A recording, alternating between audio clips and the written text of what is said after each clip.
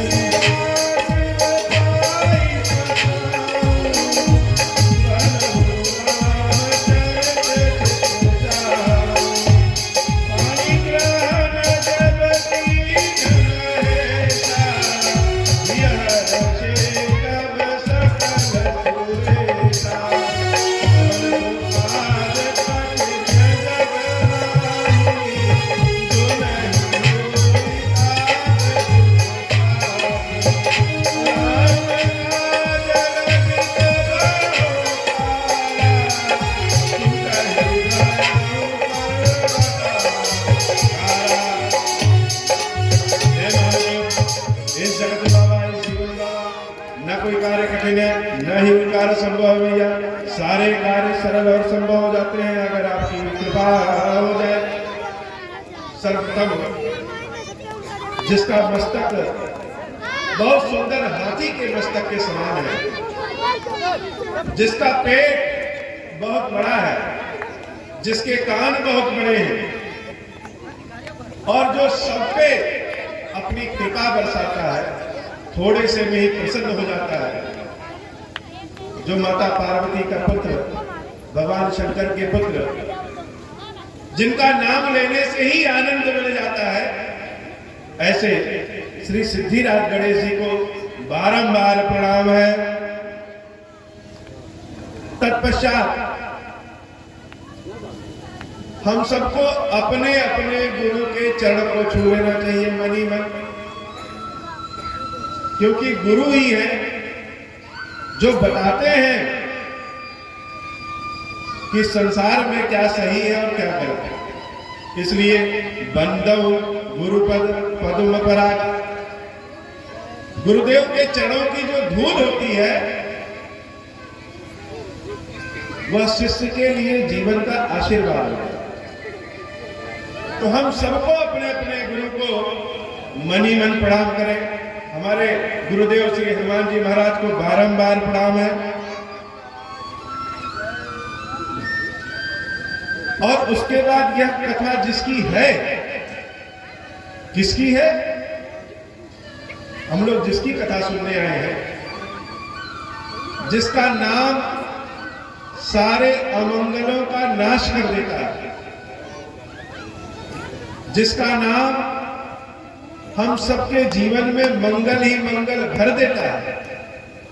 मंगल भवन अमंगल हारी, जो मंगल ही मंगल करता है और अमंगलों का नाश कर देता है, और जिसका नाम हम सभी नहीं, स्वयं उमा सहित माता पार्वती के साथ जय ही जपत पुरारी, भगवान शंकर भी जिसका नाम जपते हैं, ऐसे रामचंद्र जी को बारंबार प्रणाम है।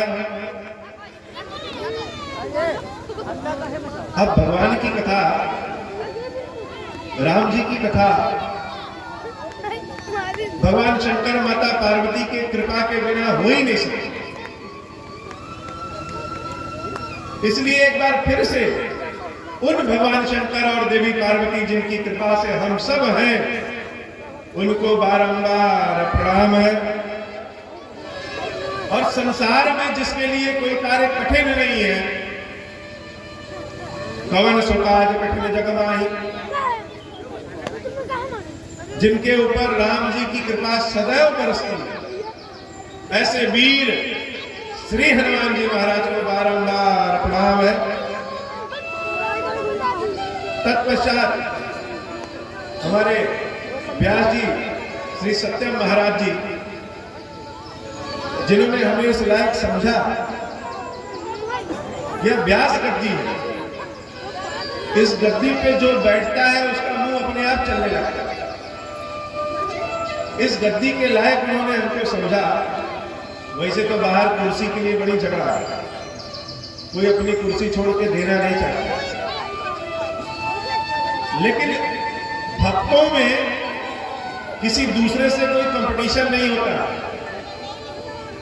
सांसारिक जीवन में किसी के पास 2 गाड़ी हो और उसके पड़ोसी के पास 4 गाड़ी हो जाए तो वो भी चाहेगा कि हमारे पास 4 गाड़ी हो जाए। आपका 4 तल्ले का मकान बन जाए और बगल में 2 तल्ले का रहे तो 2 तल्ला वाला भी चाहेगा नहीं हमारा 5 तल्ले का बन जाए।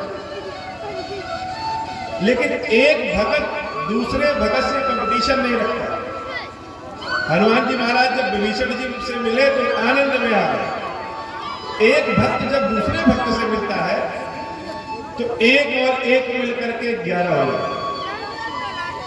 तो ऐसे सत्यम महाराज जी को भी जो व्यास गद्दी पे बैठते हैं और आप सब तक यह इतना सुंदर आयोजन करते हैं, उन महाराज जी को भी बारंबार प्रणाम। और महाराज जी की वह टीम जो हमारे बाईं ओर बैठी है और सब लोग व्यवस्था में लगे हैं, जो न रहे तो जैसे चाय बिना चीनी की होगी वैसे कथा बिना साज के उतना आनंद नहीं आता। उन सारे लोगों के लिए भी बोलिए जय जय का बारंबार नमस्कार है। और तत्पश्चात इस गांव इस क्षेत्र के जितने भी देवी देवता जो दृश्य या दृश्य स्वरूप में हैं, उन सबको मैं बारंबार निमंत्रण देता हूं कि वह सब आए, विराजे और जो सब राम कथा सुनना चाहते हैं वह राम कथा भी सुने।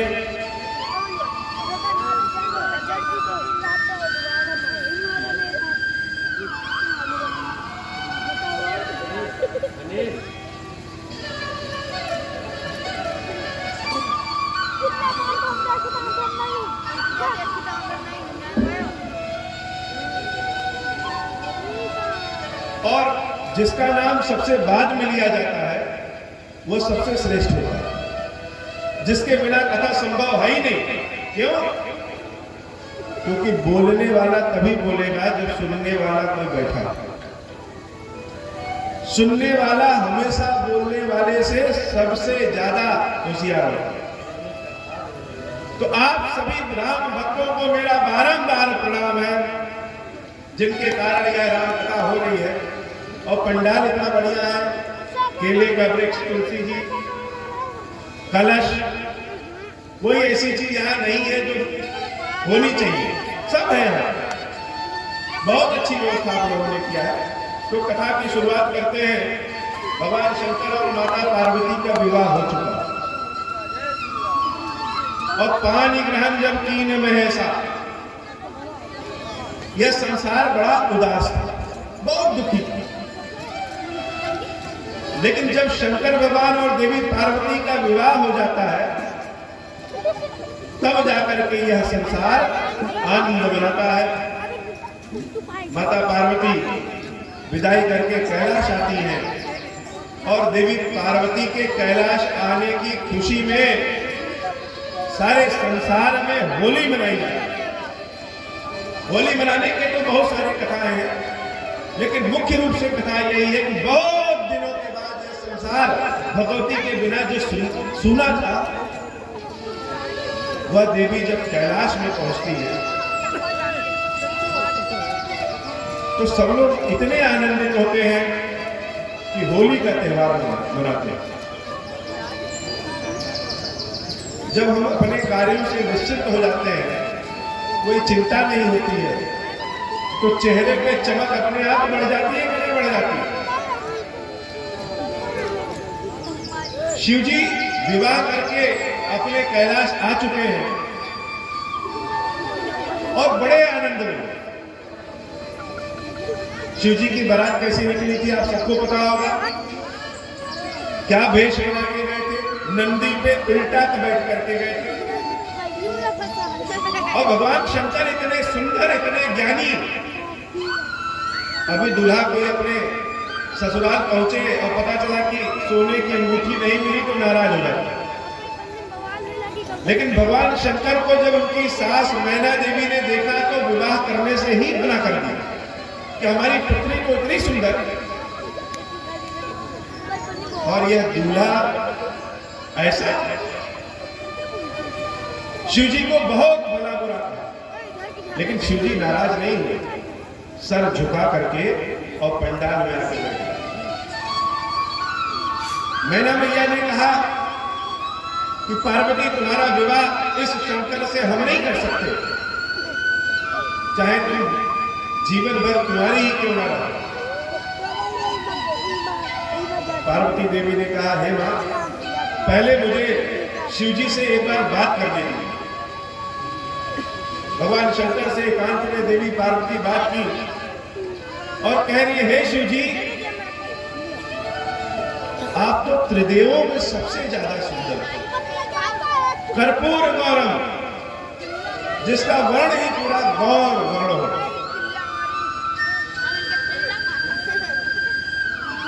और यह क्या भेष बना करके आए। अगर सुंदर नहीं होते, तेज नहीं होता, उसके बाद आप यह भेष बना के आए होते तो ठीक था, लेकिन आप इतने सुंदर और यह भेष इसलिए बनाए। मेरी मां ने आपको इतना कुछ कहा, आप कुछ कहे नहीं और सिर झुका के चले आए। देवी पार्वती की बातों को सुन करके भगवान शंकर की आंखों में आंसू, क्योंकि भोलेनाथ है। लोग कहते हैं कि वह क्रोध करते हैं, लेकिन जितना प्रेम करते हैं उतना शायद और कोई नहीं करता। आपसे कोई ठगने आए आपको और आप जान जाइए कि आपसे पैसा मांग के ले जा रहा है और ठगी कर रहा है, तो आप नहीं देंगे।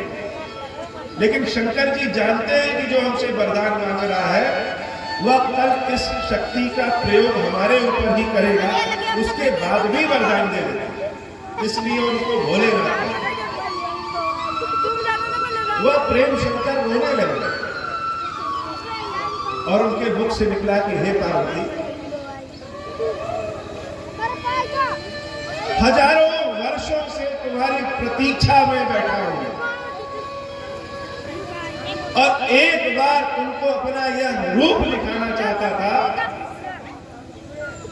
कि जो सर्वज्ञ है, जो सामर्थ्यवान है, जो सब कुछ कर सकता है, उसकी भी स्थिति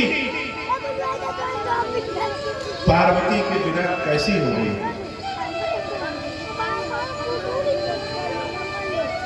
बिना शक्ति के यह शिव शिव न होकर के शव है। तुमने तो अपने बहुत रूप बदले, शरीर बदले, लेकिन मैं आज भी उसी जगह प्रतीक्षा में बैठा हूं कि एक दिन हमारी पार्वती हमारे पास जरूर आएगी और जब वह अपनी दृष्टि से इस शंकर को देखेगी तब जानेगी कि हजारों वर्ष की प्रतीक्षा ने शंकर को कैसा बदल दिया, कैसा रूप था और कैसा हो। देवी पार्वती भी रोने लगी और भगवान से प्रार्थना की कि हे प्रभु, हम आपके आंतरिक स्वरूप को जानते हैं, लेकिन इस संसार में जीने के लिए बाह्य रूप रखना पड़ता है। आप अपने सुंदर स्वरूप में आइए, जिस रूप के नाते संसार आपकी पूजा करता है। तब वो भगवान शंकर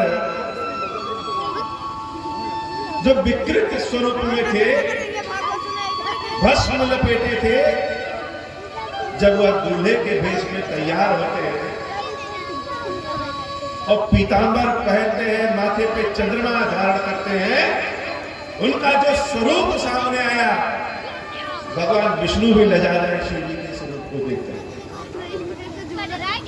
और उस रूप को भगवान शंकर के चंद्रशेखर स्वरूप कहते हैं। बोलिए चंद्रशेखर महादेव की जय। पार्वती माता की देवी माता मैना देवी ने पूछा, हे पुत्री, हमसे बहुत गलती हो गई, हम पहचान नहीं पाए शिव जी को, और जो नहीं कहना चाहिए वह भी कह गए। अगर हम किसी को गाली दे, बदले में वो भी हमको गाली दे दे तो ठीक है, बात बराबर, लेकिन हमने किसी का अपमान किया, वो कुछ ना बोले तो मन पे एक बहुत भारी बोझ पड़ जाता। तो हे पार्वती, हमसे बहुत बड़ी गलती हो गई, शंकर जी को प्रसन्न कैसे करें? पार्वती मैया ने कहा कि हे मां, शंकर जी को खीर बहुत प्रिय है, उनको खीर खिलाइए। देवी मैना ने अपने हाथों से बड़े प्रेम से खीर बनाया और शिव जी के समक्ष ले गई। शिव जी प्रसन्न हो गए और प्रसन्नता में वरदान दिया कि पार्वती के जीवन में कभी दुख नहीं होगा। यह भगवान शंकर का एक प्रकरण है। आपको भी कभी लगे कि शिव जी को प्रसन्न करना है, तो बहुत रहस्य वाली बात है। आप शंकर जी के लिए खीर बनाइए और उन महादेव को भोग लगाइए, क्योंकि वह महेश्वर स्वरूप में जब होते हैं, अपनी पत्नी पार्वती के साथ विराजते हैं, तब वो औघड़ दानी होते हैं। वो भगवान शंकर विवाह करके आए, बड़े आराम से बैठे हुए हैं एक बट वृक्ष के नीचे, ध्यान में आनंद में बैठे हैं। और पार्वती मैया एक झरोखे से उनको देख रही है। झरोखे से क्यों देख रही है? जैसे कोई सुंदर चिड़िया बैठी रहे, आप सामने जाइए तो उड़ जाती है। कोई बच्चा अपने आप में मस्त होकर के खेल रहा है, आप सामने पहुंच जाइए तो वो खेलना बंद कर देता है। किसी की सुंदरता को देखना हो, एकांत में उसको देखना। भगवान शंकर का जो स्वरूप, जो ध्यान में बैठे थे, जटा मुकुट असुर सरित सरित, अपनी जटाओं के मुकुट बनाए हैं। बाल इतने सुंदर हैं कि एक भी लट नहीं पड़ी है।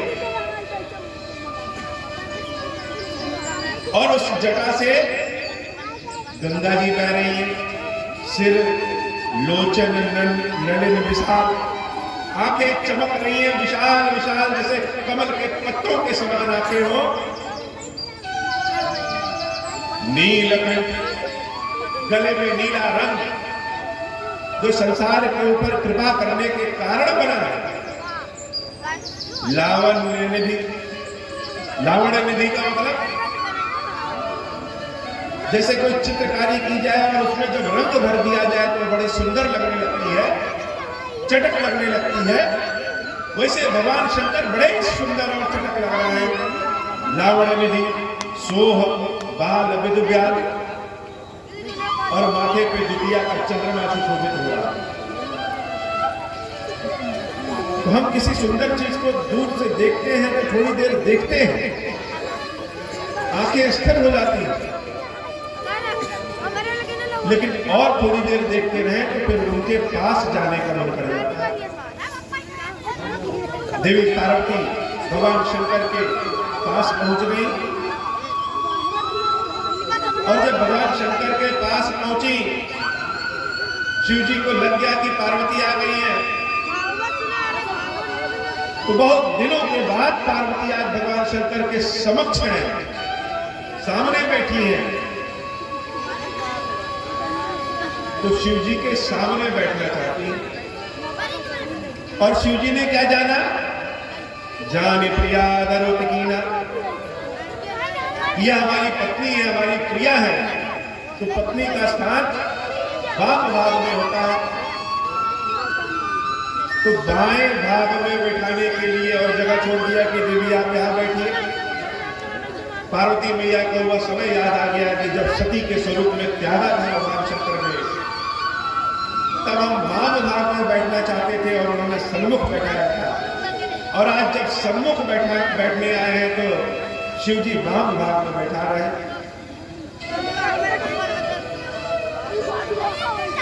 और आनंद में आ गई है। किसी को प्रेम मिल जाए तो और आनंद में आ जाता है। किसी बालक को चुटकी बजा के खिलाइए, अगर वो प्रसन्न हो गया तो आपके गोदी चढ़ जाएगा। प्रेम कर लीजिए तो प्रेम में अधिकार बढ़ जाता है। जो नहीं कहना वो भी कहते हैं, मांगते भी हैं और